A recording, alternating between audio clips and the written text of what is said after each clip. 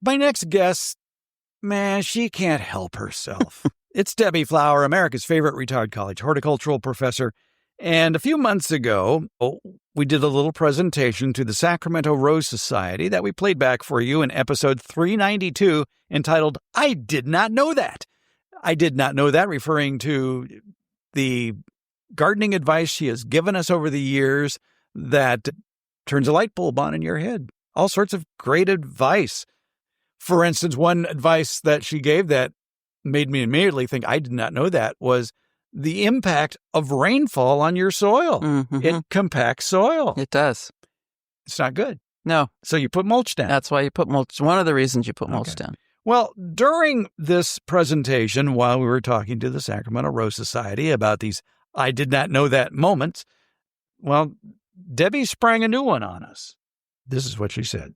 There's been lots of research that the disease does not transmit when it is made, when the plant is chipped and then laid out. It's because you've changed the environment. Disease is about the pathogen, the environment, and the host. You have to have all three. Pathogen might be there, the host might be there, but the environment has just changed because it's no longer a standing tree. So there you go. We learned something new during that presentation of I did not know that.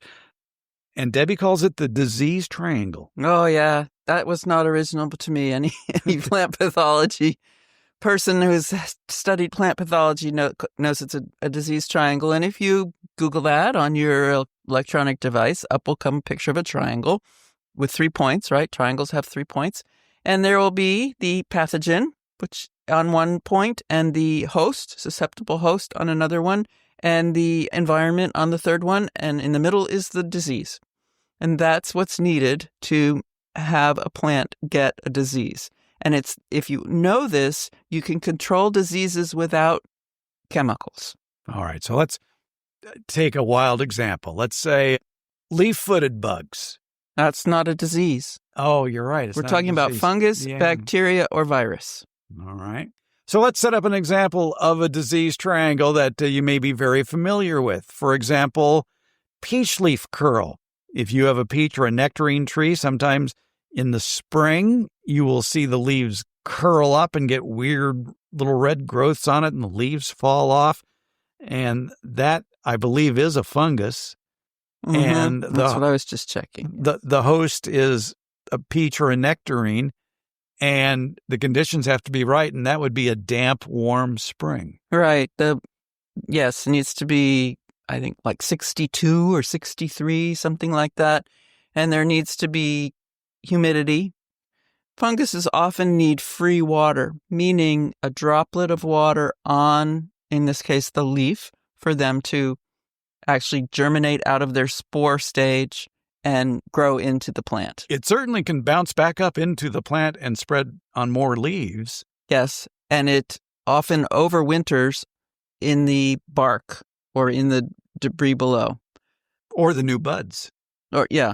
So you have the disease. It is powdery mildew of stone fruit. You have the host, and it has to be a susceptible host. So the peaches and nectarines can get it, but the apple next door will not get it because it is not a susceptible host. And then you have to have the environment. We have the disease triangle, the situation set up for the disease to occur. We have the host, the susceptible host, the disease, and the environment. So what can we do to prevent it? Well, we can't really control the temperature because the tree is outdoors and it's really tough to control temperature and humidity out there. So that's the environment is not one that we can help with.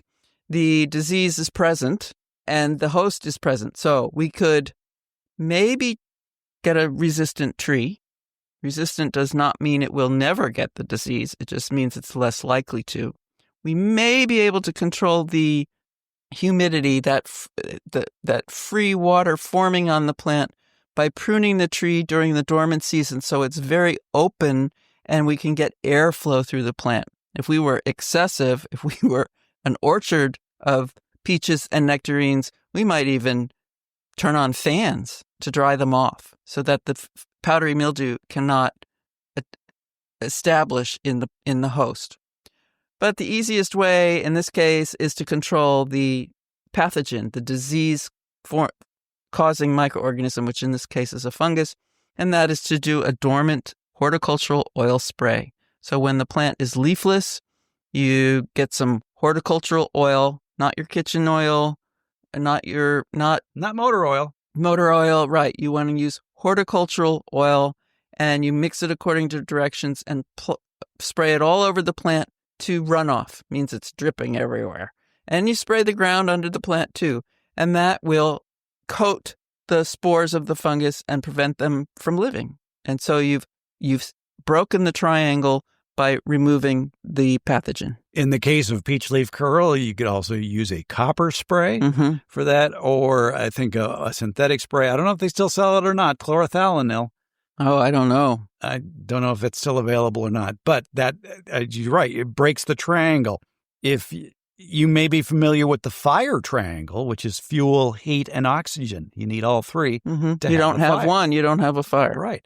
And when you mentioned that at the Talk to the Rose Society, what we were talking about is the chances of picking up a problem, a disease problem, by getting a shipment of arborist chips from a local tree that's been chipped and shredded and have it dropped off in your driveway. And the question was, well, can you bring that disease into your own yard if you do that? Right.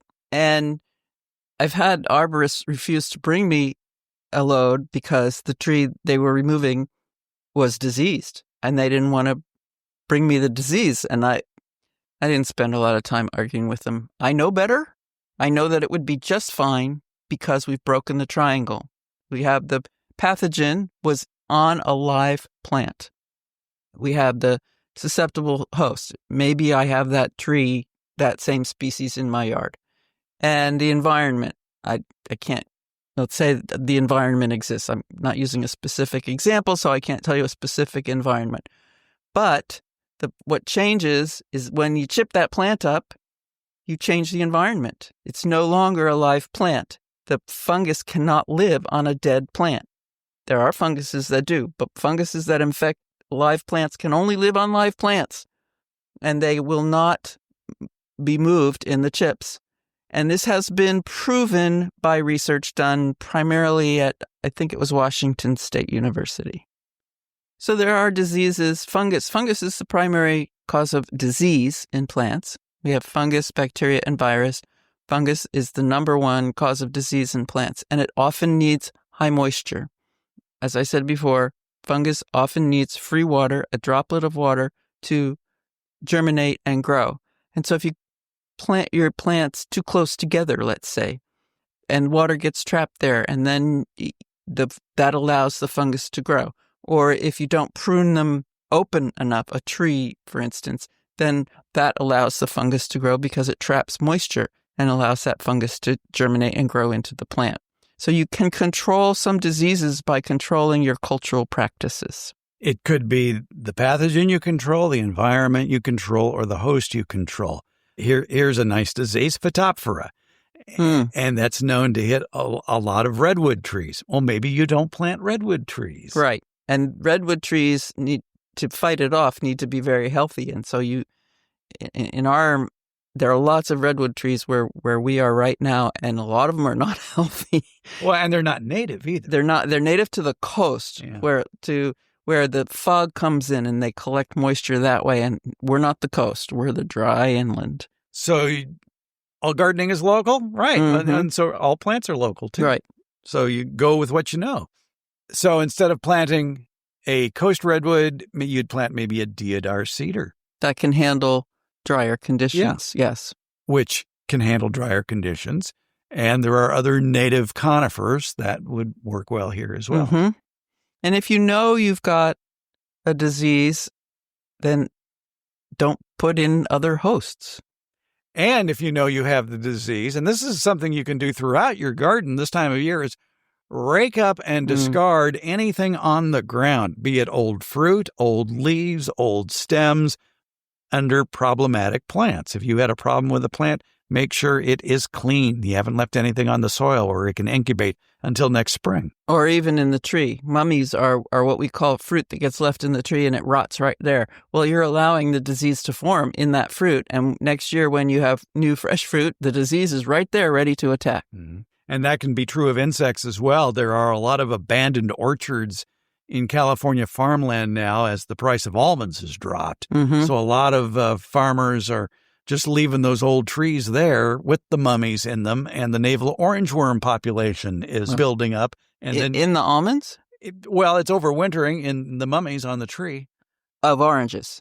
No, they do it on almonds. Yeah, navel orangeworm. I didn't know that. Yeah, now it's a big problem.